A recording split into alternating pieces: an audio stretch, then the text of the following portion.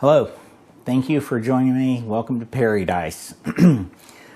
So as you notice, we're not out walking around doing different city walks today. We're actually in my office. And, I'll turn it this way, probably a better angle than my junky couch. Christmas is over, I haven't had time to clean it. But welcome to Paradise. Today I want to talk to you a little bit about business and me being a business owner. I have been in business for myself for about 5 years. I own an HVAC company, as you may already know. And why do I own that? And how did I get it? So here's why I own it. I've got a lot of degrees behind me. And I've worked a lot of important jobs. And out of those jobs, the one thing I found was I was not satisfied. It wasn't the fact that the jobs didn't pay well. They paid very well for the price, right? For what I thought I was getting. So other than that, I wanted to go into business because I wanted to buy my time back. I did not want to work for someone else where I didn't have time to do what I wanted to do. So I went in business for myself. Now, yes, I'm a small business owner, and yes, they say that then you don't have time now, work for yourself. Well, that's kind of true, and it's kind of not true. I own the business, and I work with one of my best friends from the Navy. He sets the schedule. Everything runs through him. He does it all. I pay the bills. We have techs, we have vans, we have everything that one may need to run a successful business. One thing with an HVAC business is it's learning every day. You learn every day, but the reason, once again, is I wanted my time back. For example, today we went out and we did the second half of a compressor change out, me and him. Now, he's not a tech by far. He didn't know anything about AC systems until he started working with me. But we changed this compressor towards the end of last month. And it had built up acid because it was a compressor burnout. It tested positive for acid. So what do you do when that happens is you have to drain out all the refrigerant. And then you have to change the compressor, put a new one on. On the vapor side, you want to put a dryer filter on. And then turn the heat, disconnect the heat so they can't turn on the heat because the dryer filter is a one-way filter. So we did all that last month. We let it run, put some acid neutralizer in it, let it run. And we just got back out there today because the business owner, it's a commercial job. The business owner just now, he got back in town and today was a good day for him. Drink here. We did the other half, which was go back out there and take the dryer filter off of the vapor line and then suck it down to 500 microns, then release the refrigerant and check the pressures, check everything, and go from there. That's what we did today. But what I want to talk to you about today is, off track. But the reason I went into business for myself is because I wanted to buy my time back. For example, when we finished that job, we went to Chili's and we had a couple of beers and then we ate lunch and we called it a day. It was great. It's fun. We hang out all the time and it's not like work at all. So that's what today's agenda was. And I can't really do that if I'm working for someone else. Yeah, I can go to Chili's, but I only get an hour to go to Chili's. We spent 3 hours there. I can't really drink a beer while I'm working for someone else. So it kind of bought back my time, which is what I wanted. How did I get into this business? Well, in Florida, it's not easy to become a contractor if you don't have any experience in it. Luckily for me, I did have a job in the Navy for a few years that related to HVAC, and, Florida, that satisfied the requirements. So needless to say, I got my HVAC license. I did go to a tech school so I could learn, a little more in depth on HVAC and what to do. So that's kind of where I'm at right now. That's how I got into this. And so there's some things I want to talk to you about, and it's 10 things I've learned when being in business for yourself. And these 10 things can be applied to any business. They don't have to just be a service business or anything else, but Take what you will out of it. I think the first one is the most important because, what gets us by right now is the repeat business from the customers that we already have. So, customer service, number one. Customer service is everything. I will preach that till the day I am out of business. Customer service is everything. If you treat every customer as though they are your only customer, you will succeed in business. I don't care if you have one customer or you have 600, 800, 1,000, 1,000,000 customers. If you treat each and every one of those customers as though they were your only customer, you've already won. On the flip side of that is not every customer is a good customer. So, sometimes you want to do your customer relationship management and weed out the ones that are actually costing you money rather than saving you, making you money. Everything you do in business is to make money. That's why you're in business. Customer pays for everything. Number two, employees are your greatest assets. That is true, and they're also your most expensive assets.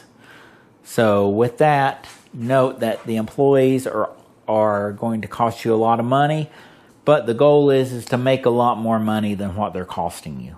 If that equation gets flipped around and they're costing you more than you're making, you probably don't need those employees, or you need better management skills. So treat your employees right. There are some times where you have to lay employees off in this industry anyway because you just don't have the work. It's wintertime right now in Florida. We're dead. Adaptability. In business school, we called this elasticity. You want to be flexible. You want to be able to be flexible with the uncertainty in the market. So when the demand is low, you want to be able to flex to where you don't have to worry about that. Demand is high. It can be just as bad as having low demand. If you can't meet demand, you're going to lose those customers, right? So you want to be able to meet demand and keep that demand. Pricing reflects value, not just cost. I can't stress that enough. We've got a competitor out here that is killing us on the low pricing, right? I don't even know if they fix units anymore. Their main marketing and their main business plan is to replace unit, and they do it kind of like Little Caesars. They push out a lot of units at a low price, to make that money. But at the same time, what kind of quality are they giving their customer? Barely any. And if that customer has a callback, then I can guarantee you that company made no money off the sale of that unit at the prices they're charging. So, prices reflect value, not cost. We are not the lowest. We're not the highest. But when you buy us, you are getting a quality product and you're getting it done right. And I'm not going to say never, but it is rare for us to do a callback. So, that's number 4. Number 5, marketing matters more than you think. That's true. If people don't know you're there, they're not going to call you. Awareness. The whole point of marketing is awareness. And I'm not going to go through the 5 P's of marketing. I'm just going to tell you, people have got to know that you exist in order for them to pick up the phone and call you. If they do not know you're out there, I guarantee you they are going to be calling the next company that does know that they know is out there. Seasonal fluctuations, we talked a little bit about that in the elasticity. You want to be able for your company to fluctuate within different seasons. If you're a seasonal business like us, pressure washing, lawnmower, stuff like that, you want to find things to do in the wintertime. What keeps us busy in the summertime is residential. That's good because that's cash on the barrel. It's cash the same day. You're in, you're out. We set a goal of an hour per house. We're in, we're out, we move on. This time of year, we do new construction. It's kind of hit or miss whether or not we get these. It's all based upon the lowest bidder. We try not to be the lowest bidder. We try to keep that quality. And so we do new construction. We do our preventative maintenance for people that are on our maintenance programs that get visited twice a year. We do those, and then we do other things van cleanup, storage cleanup, duct cleaning, just all those things in the wintertime. We try to keep in the wintertime so that we've got stuff to do. Time management is crucial. Like I said, my buddy handles all the time management stuff. He does the dispatching. He does the operations, make sure the techs do what they do, get the schedules written. He does all that. Without him, I'd be a nervous wreck because he does a really good job at that. Can I do it? Yes, I can do it. Do I want to do it? No, because I've got other things that I need to take care of on my end. Paying the bills, for example, that the company has. Doing payroll that the company has. Making sure the insurance is paid. So I've got all that on my plate. Networking opens doors. Yes and no. We did the whole BNI thing, and it was not for us, and I knew it was not going to be for us probably the second month in BNI. Why? They wanted us to do more work with BNI than what we were putting into the company. So with that said, yeah, it was there. The amount of work they wanted us to do versus the amount of work we got, we were putting in way more work than we got out of it. So I wouldn't do that. If you want to network, I would go to Facebook and find you.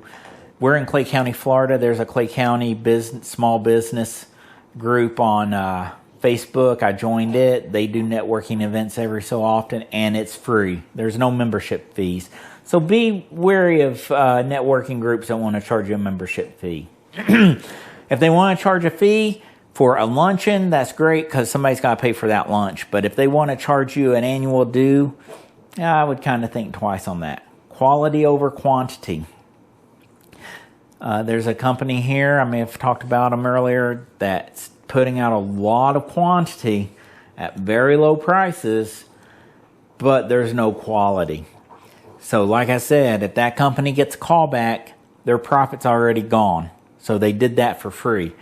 We do quality work. When we're done, we're not going back because we know that is fixed. I'm not saying we never go back because there are things, it's a mechanical unit, things break upon vibrations or whatever else, things will break. So if we can make it happen, we're going to always provide the best quality we can out there. We give a 1-year labor warranty, so if something does break, it's not really costing them anything, but we usually make sure it's done right the first time. That is the only, a callback on a brand new install is probably the only time that the customer's not paying for everything that you're going to have to pay for it. Some companies put a warranty reserve in the pricing, so they've made a little money to go back. But other than that, this company that's doing the quantity, they're not making anything, and they can lose their butt. Never lower your pricing to compete with your competitors. What you want to do is increase your quality. Give your customer something that they feel is worth that price point that you're selling them at. So the way I see it is I am not going to follow my competitor into bankruptcy. If that's how he wants to run his business, he's more than welcome to do that. Will he get sales? He will get sales because a lot of people are naive and don't know how this industry works. But we will always do quality over quantity. Never stop learning every day. This is number 10. And the final thing I want to talk about on these 10 things I've learned from business is you never stop learning. In this business, I learn something new every single day. Go to trade shows, keep up your annual or your every 2-year continuing education. In Florida, you have to do 15 hours of continuing education every year or every 2 years. So keep up that, continue learning, get with people in the know. I think in February we're going down to a trade show for HVAC in Orlando. That's going to be a lot of fun, but always learn. And with that, out of those 10 things, what is the most important point that I would walk away with? Is customer service. Treat every customer as though they are your only customer, and you will succeed in this business. Now, talking about being an HVAC technician. Now, this pertains only to people wanting to be one. At my company, I can tell you our technicians usually get up around, and I'm going to give you kind of a spring or a fall schedule, because summertime is, we don't even know. Spring or fall, get up around 6:30, take your shower, have your coffee, get dressed. You go to the van, you clock in. Now, we can tell, we've got apps, we dispatch our techs from home, so we can tell if a tech is, how soon is that van moving after he clocked in. So if he clocks in, then he waits 3 hours to eat his breakfast, take a shower, do whatever else before that van moves, we're going to know it. So you'll do that. Try to hit your first appointment around 7:30. Depending, it could be anything from an emergency call that came up during the night to preventative maintenance for the people on our subscription program. So you'll do that. Like I said, we try to allow 1 hour per house, and we try to get all of your houses logistically close together as we can on your schedule. So we'll have, let's say we assign you this area, we're going to try to give you all the work in that area, and then if there's another tech across town, try to give him all the work in that area. So you'll do that. You'll come in the office around 7:30. You're going to have your morning brief. I guess you'll do this before you do your first job. 7:30, you're going to have a morning brief. That's where we're going to put out what the day looks like, hand you your schedule, and then go from there. You'll hit your first house around 8:30. Like I said, it's going to be whatever came in that night or a routine maintenance, just depending upon what we've got. Every day is a different day. So that's one thing good that I like, is that every day is different. So you're not stuck doing the same thing. Like when I worked in corporate, I knew every day I had to be at a meeting at this time, and I was going to do this every single day, these reports, then lunch, then these reports, and these different things. Every day it was the same thing. Around 12 o'clock, you're going to take a lunch. Around 1 o'clock, you'll clock back in. Then you're going to do whatever is on the schedule then. It's either going to be commercial work or residential. And then at 4 o'clock, we're going to, probably have to do follow-ups. Any recalls that have come in during the day, hey, they happen sometimes. Like I said, it's not common, but if something comes in, we're going to schedule it for the end of the day. Let's say you were at a house at 9 o'clock this morning, you fixed their problem, and by 3 o'clock it stopped working. Well, we're going to put that on your schedule towards the end of the day to get back out there and see what's going on with it.